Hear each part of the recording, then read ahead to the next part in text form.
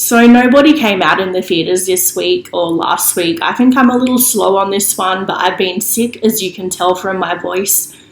But I really wanted to get this review out, so bear with me. So if you like this video and you want to see more like this, please help me out and subscribe. So this was very obviously a John Wick ripoff, but I liked it anyway.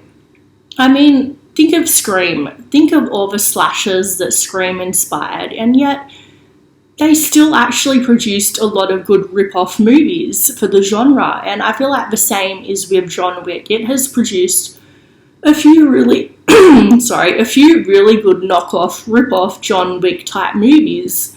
And while this movie was really enjoyable in parts, there were also a few areas that I had a problem with. But anyway, I think one of the reasons I didn't really enjoy it as much as I could have is just how much it was blatantly copying John Wick, to the point where you could see obvious scenes where they'd, been inspired from. And also from The Dark Knight, with the whole money burning scene, I felt like that was quite an obvious copy of The Dark Knight.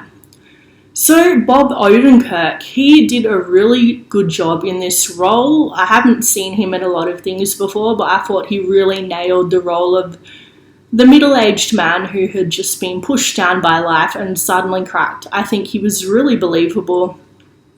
I think the action scenes were really well done. He wasn't as perfect as John Wick. He was just a pretty normal guy, but obviously he had a very impressive skill set, but he was still more believable as a fairly normal guy who had been in retirement for quite some time now. So the guy that played the grandpa, Christopher Llyod, he was a lot of fun. So he was from the Back to the Future franchise, and he really added a lot of humour to the movie. So it goes for around an hour and a half, and I can honestly say I was never bored.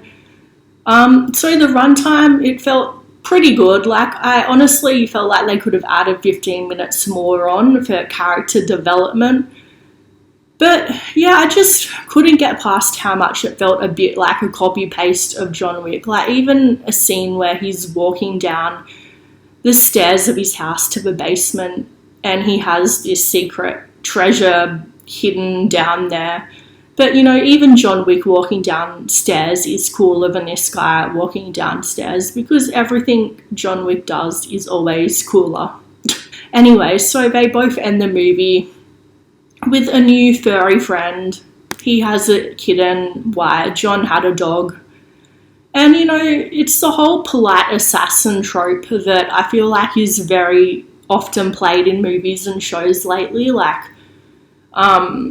Well, he's not actually an assassin, obviously. He works for the mafia, I think, in this movie. But still, it's John Wick, Victor Zsasz from Gotham, Jaqen H'ghar from Game of Thrones. They're all the polite assassin. And I just felt like he reminded me a lot of them. It felt a little hollow to me. It lacked emotion.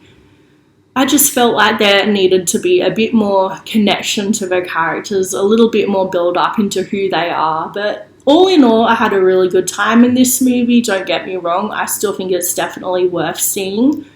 So I would give it a C+ ranking. So let me know in the comments down below what you guys thought of it, and help me out and subscribe if you want to see more videos from me.